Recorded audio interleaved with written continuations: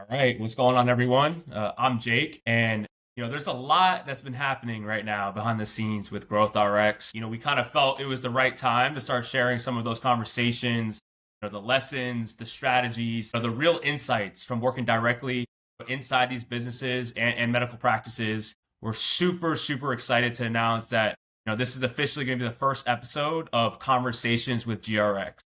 And really on in these videos, the goal of this is to try to provide insights, share value, share what we're learning, share what we're seeing in this industry, and kind of bring that to anyone that wants to watch these videos. Yeah, I think also one of the main goals of this show, of this, sort of, conversational aspect of what we're doing is to really bring, in the founders, the doctors, all the medical device reps we work with, operators, essentially our network in a really creative, collaborative way where we can show anyone who's building something out there, something meaningful inside this industry. All right, so this is obviously the first episode, and we figured a really good place to start with the first episode is to talk about how we even got here today. Like, how did GrowthRx even become a thing? How did it become a business that Jake and I wanted to start together? And we're going to walk you through kind of everything that happened to Jake and I leading up to this point. So you have an idea of what our background looks like, what our experience in this industry looks like, and what that's going to look like moving forward. So with that being said, Jake, the first question that I want to ask you is, number one, how did you get in this industry? And tell us a little bit about your experience specifically around marketing and patient acquisition for medical practices. Yeah, great question, Jared. I don't even know where to start, but I think it's funny because I think I got into marketing by accident. My original path, and we've talked about this, Jared, but for everyone watching, my original path was law. So, I spent a few years sort of studying for the LSAT. I was applying to law schools. I took the LSAT several times. I've worked at several law firms and I was pretty deep into that world. Like a lot of people at the time, the pandemic hit and it kind of threw everything off kilter. I had a really, important conversation to have with myself, and I had an important decision I had to make. So that was, do I start law school online or do I wait till things kind of get back to normal? Naturally, I spoke with a lot of my network, a lot of lawyers I knew.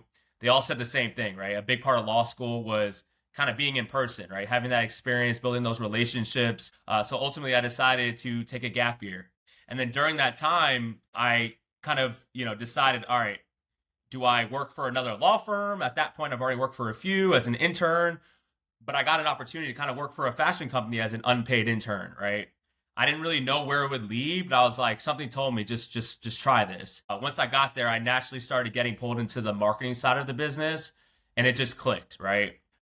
At the time, the head of marketing eventually left, and because it was a startup and I'd already proven my value at the time, they gave me the chance to kind of step up and run the department, which is crazy. Like fresh out of college, kind of jump right into this thing. From there, I helped scale that company to seven figures, learned a ton of valuable insights from that experience. And then eventually, the company went under. They laid off everyone. So I was laid off of the first company I ever worked for after college. And then eventually I was offered a role as a marketing director for a med spa in Miami. Really an industry at the time I knew nothing about. I knew that it was a very lucrative industry, multi-billion dollar industry. But you know what? I was like, let me just dive in.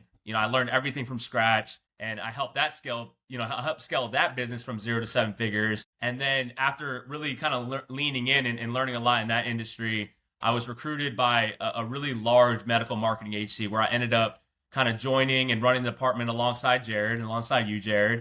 And that's where we met, right? And then we work with, again, hundreds of providers across the country. And that experience showed us kind of both what works and what doesn't. And that's ultimately what led us to build GrowthRx. So that's my story. Jared, tell us, how did you end up getting into this space? Yeah, like you, it was really random. It was just by happen chance, by connections. I knew I knew a sales rep that was selling medical devices into doctors' offices, med spas, dermatologists, and that friend had introduced me to another person in the space that was running a marketing agency. And I ended up meeting the founder of that marketing agency. We hit it off. He was a great guy. He was telling me everything about, everything he had going on inside the marketing agency, and it was still a small business at the time. And it really just interested me to get inside to see how the business operated, to see what the growth strategies looked like, to see how they interacted with their customers, how they manage their customers. I really just wanted to see the inner workings of the business. And it was always my goal to start my own business eventually. And I saw it as a really cool opportunity to just get some hands-on experience, learn the industry, learn more about marketing, learn more about growing a business. And I think I joined that company. I was maybe I don't know, maybe like the fourth or fifth employee. I know I was the first marketing hire at that company. And that was really the place I started, right? That's where I got the opportunity to meet so many different doctors and nurses in this space, to learn more about these treatments, to learn more about these devices. And yeah, I really say that's where the majority of my experience in this industry comes from, is really just getting hands-on experience working at a previous marketing agency in this space. It's crazy, Jared. Like those times, we were in the trenches and, it feels like a lifetime ago. But honestly, like some of the most fun times, kind of getting things started with you, building out that department. Like you said, we started, I think there was probably like 5 or 6 employees at the time. I mean, at full scale, I mean, we were probably at like 60, 50 to 60 employees, something crazy like that. We had about 7 to 10 employees on our department. So I think we learned so much there. My next question for you, Jared, is, I mean, I guess, like, what was the moment where we realized like we wanted to build something bigger than just another marketing agency? Like when did that occur? It's a good question. I mean, I don't think there was ever one specific moment. I just remember you and I having conversations about what we thought we could be doing better at the marketing agency that we were working at. As a business grows, it's harder and harder to make quick changes, right? The more and more employees that you have, the more and more red tape that comes with it. It's just hard to implement changes as a company gets bigger and bigger. And I think you and I both saw opportunities at that agency that we worked at together, where like marketing was really only one problem that we were solving for our customers. Like we both felt like there was way more that we could be doing for them outside of just running ads on Meta or just running ads on Yeah. Google. There's a lot of opportunities beyond just the marketing. No, for sure. I mean, just to expand on that, I think the biggest realization is like marketing alone doesn't solve the problem, right? Like you need to be able to generate leads for a practice, but if there's no system behind it, then the follow up is slow and the CRM isn't structured. Leads aren't going to be nurtured at the highest level. Like those opportunities get lost. And I think that was ultimately like the biggest realization we saw. And it's like, how can we put, a solution in place to combat that, right? And that's when we started to look at growth a little different. And I think one conversation led to the other, and we were like, man, like we can just do this ourselves, right? And I think that's kind of where things started to take off. Yeah, 100%. I think you're making a really important point here, is that when it comes to these medical practices, patient acquisition is really just one step of building a business, right? And I think the way we work with our clients now is, that's one bucket, right? Patient acquisition is obviously the first problem that we look at, because without patient flow, without new customers walking in the door, you really don't have a business. But as you start solving that problem, patient acquisition, that's solved. Then from there, it's like, okay, we're getting leads, but how do we increase our conversion rate? How do we take more of these leads and turn them into more appointments? And then as that second problem, the conversion problem, gets solved, then you go lower down the funnel and you start thinking about, all right, awesome. We're acquiring all these new patients, but how do we retain them? Because I think, Jake, you and I saw this, where one really risky place to put your business is when you're always running ads to acquire new patients. At a certain point, you have to ask yourself, why have we been running ads for the last 3 years? Like, are we not solving the conversion and the retention systems on the back end? 100%. 100%. So, Jake, along those lines, let me ask you this question. In your opinion, what's the biggest problem practices face when it comes to growth today? Where do I start? No, that's a great question, Jared. So I think ultimately, like the biggest challenge I see is that most practices don't actually have a system for their growth, right? Like a lot of practices assume their problem is marketing, and they think if they just run more ads, or hire another agency, everything's going to work itself out. But in reality, I think, what's important to note is that growth comes down to structure. You need to know exactly where leads are going to come from, right? You need to have systems in place to follow up with those leads quickly. You need automations and build out AI structures and strategies to make sure that no opportunities fall through the cracks. So I think what we see all the time is, and Jared, like, correct me if I'm wrong, but always, one of the most common things we see all the time is like practices are going to generate leads, but those leads aren't being handled efficiently, and they're just flushing marketing dollars down the toilets. I think ultimately that leads to front desks, getting overwhelmed, right? The follow up, may become inconsistent. There's no real tracking in place to understand, what marketing is actually working. So, when something doesn't perform well, they assume marketing failed. Let's hire another agency, right? When the reality behind it and the real reason behind it is the infrastructure behind it wasn't built to convert those leads, right? So I think one of the biggest shifts we're seeing right now is the role that AI can play in that process. And I think this is one of the sole reasons we started GrowthRx. But instead of relying entirely on that human follow-up aspect, like practices can use AI-driven systems now to immediately respond to those leads, right? To nurture those conversations, to pre-qualify patients, and even help book appointments directly on the practice's calendar. So I think that in itself, and we've seen this, Jared, every day we see this, but that in itself is going to dramatically reduce the number of missed opportunities, right? It removes a lot of the pressure from front desk teams. And then that practice, can grow consistently where the other ones are going to grow more slow, right? Like slowly because they're not implementing these things, right? So I think once that structure is in place, growth becomes much more predictable. But ultimately, when we're talking about like the biggest problem practices face,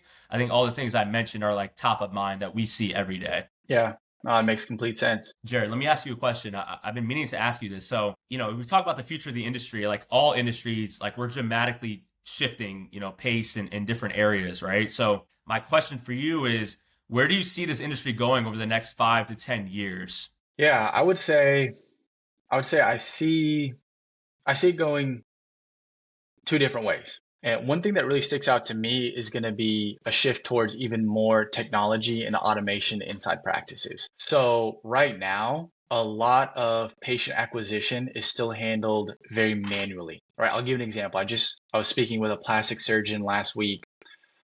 When we talk to any new client, we always ask, what do their systems look like today? What do their processes look like today? So we can really build, custom solutions that help them.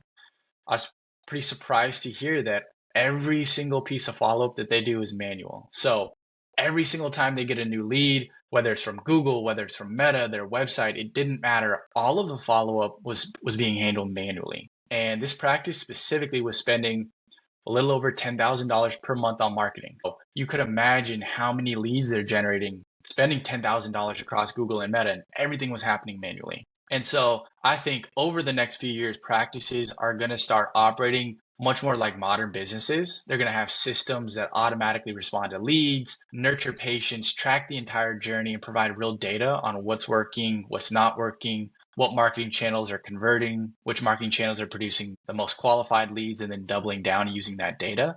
But overall, I think AI is going to play a huge role in that transformation. I mean, right, we're already seeing the ability for AI to handle the early stages of patient communication, things like answering questions, qualifying leads, nurturing conversations, and helping guide patients towards ultimately booking an appointment.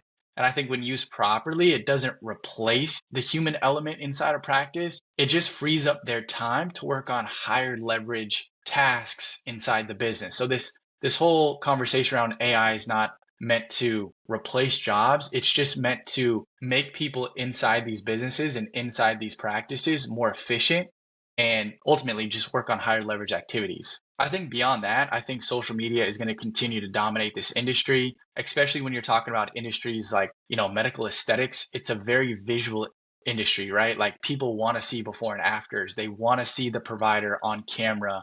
They want to have confidence because at the end of the day, like these are serious decisions, not only financially, but just health wise, right? Like these people are making significant decisions on who's going to stick a needle inside their face and who's going to use these devices on their body, on their face, and those are really intimate decisions. So I think those who are investing and doubling down on technology and social media are going to be the two major shifts that I personally see over the next couple of years here. Yeah, Jared, I want to expand on the social media aspect for a minute because I mean it's so important, and I think there's so many modern practices out there, especially ones that we work with, right, that aren't adopting social media at a high level. I think if you're talking about operationally, one of the first things that I did personally when I started working in-house for that med spa and wellness clinic in Miami was I was able to pull that social media lever. And the biggest thing for me was it's free, right? When you're working with these high-level executives, they're like, all right, where are we going to place our budget in the most efficient way where we're actually going to see a return quickly?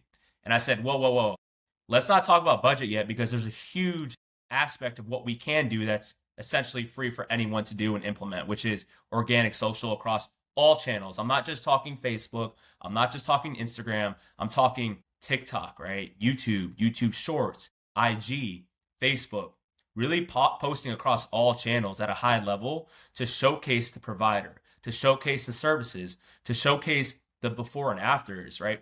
When it comes to organic social media, you don't have the same guidelines and restrictions that you have if you're pushing paid content on Meta, for example. This is where the decision making is being made and happening for these consumers when they're deciding to go to you versus a competitor. So if we can showcase the provider, the office space, the treatments, before and afters at a high level, I promise you that you will win a large percentage of those individuals versus coming to a competitor down the street. So I'm really glad you touched on that. Anyone watching this, I cannot express enough to you how important organic social media is and really establishing a strong foundation there. Well, I think the other thing that's important, and at the time of recording this video, Andromeda, it was an update done by Meta here pretty recently at the time of recording this video. But really, like when it comes to paid ads, especially on Meta, like if you're posting content organically, that's the best place to test what's going to work really well in any paid ad campaign. So let's say over the course of a week, you post 10 reels, and let's say two of them get way more reach than the others. Posting organically can really feed your strategy when it comes to the paid side of social media, because if something performs well organically, the likelihood that you can run something similar as an ad and have that work really well, right? An ad that has an efficient cost per lead, it produces qualified leads that actually turn into appointments. You can now test organically, like you're saying, test for free, just post the content, see who engages with it, see the reach that you get, and then let that content and the analytics behind that content dictate what you're going to use when it comes to paid ads on Meta. What do you think on that? No, I mean, it's literally free testing, right? It doesn't cost a single dollar.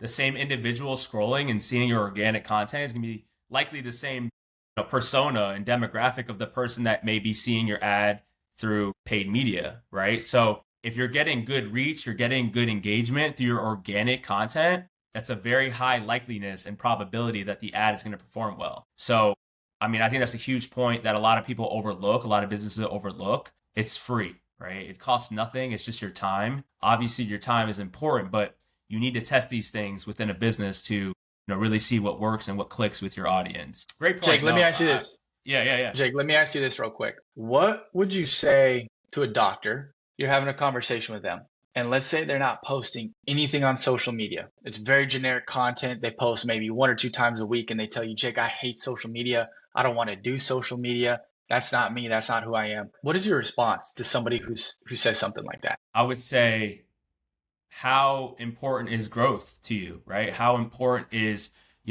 being more competitive than the person down the street doing the same thing to you, right? As you.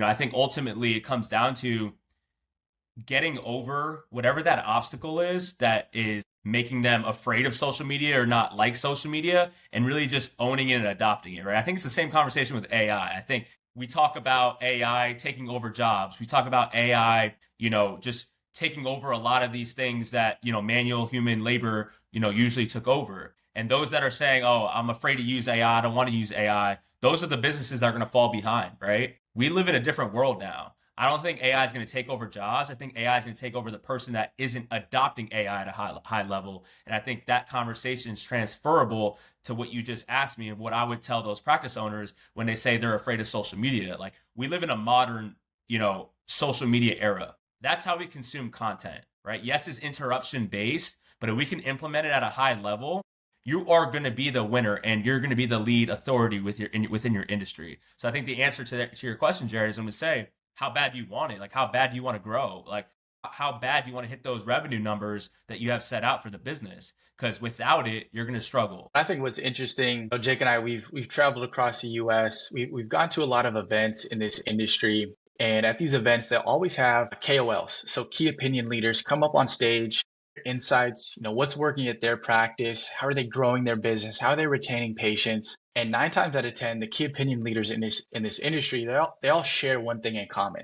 And typically what I see is they're really active. on social media, right? They're sharing insights. They're talking about treatments, how a specific device works, what it's doing to the skin, what to look out for when they're deciding between certain treatments. Like one of the biggest common threads that I've noticed about key opinion leaders in this space is they're active on social media, and I don't think that's just by chance, right? Definitely not by chance. So let's do some, Jared. Let's do some speed questions, right? Some quick answers. My first question for you is Meta ads or Google ads? Would say it depends on the practice, which is kind of a cop out. I would really say it depends on the practice, but if there's strong search demand, I would say Google is probably the place to start. Let me ask you, what's the most underrated growth strategy for medical practices? No, that's a great question. I would say for sure follow-up speed. I think the practices that respond fastest almost always win. So I think speed to lead is something that we preach every day and what our AI is trained to do. So those that are adopting that speed to lead concept are going to win versus their competitors. This is a good one. So Jared, what would you say the biggest waste of marketing money is right now? I'd say pretty closely related to what you just said, but I would say it's any practice that runs ads, whether it's Meta or Google, without having a follow-up system and like a CRM to track all of those leads on the back end. If you're running ads and you don't have a CRM, you don't have a system to track how many leads you're generating, of those leads, how many are actually converting into appointments, you're not doing anything but wasting money. So I'd probably say that's the biggest waste of money. Agreed, 100%. Jake, one piece of advice for a practice owner who's trying to grow their business. Wow. I would say to think larger and like bigger picture, right? So I would say at a high level, stop thinking about marketing as just running ads. I would say to think more about a system and build out an infrastructure that you can manage your entire business out of, and then start thinking about running ads, right? Everything we just talked about today, build out a CRM, build out an EHR, come up with a cadence of email marketing and SMS marketing campaigns, build out your social media platform, really think about ways to collaborate within your already built community, right? These are things that you can do at a high level before you start running ads, right? Think big picture. Think of it as a entire system to manage your business out of. Now, these are great questions though. So I think ultimately it comes down to, if you're a practice owner, if you're a provider or someone in the medical aesthetic space, like this is going to be a series that is going to be for you that I really want you to, pay close attention to, because there's going to be a lot of key insights that we've learned, being years and years into the industry that you can apply. Yeah, and I think really the goal behind making this content, and Jake, I hate making content, but I'm doing it because you're making me do it. And I know it's important, but really we just want to try to provide value, right? We want to share what we see working, what we see not working, mistakes we've made. We've spent over probably at this point, we've probably spent over $3 million on ads specifically inside this industry, running ads, generating leads, working those leads. So we've been able to learn a few things. And ultimately, my hope is we can bring some of that knowledge, provide value to this community, and just try to help anyone along the way. For sure. And I think, what we're going to be doing within this content series is we're going to be bringing on really cool guests, right? Like individuals that have been in the industry for a while to talk about what's actually working and their experiences as well. So ultimately, guys, I just want to thank you for tuning into the first episode of Conversations with GRX. Jared and I are very, very excited about what's to come within this content series. You're going to learn a ton of valuable insights. And yeah, appreciate you guys. Peace.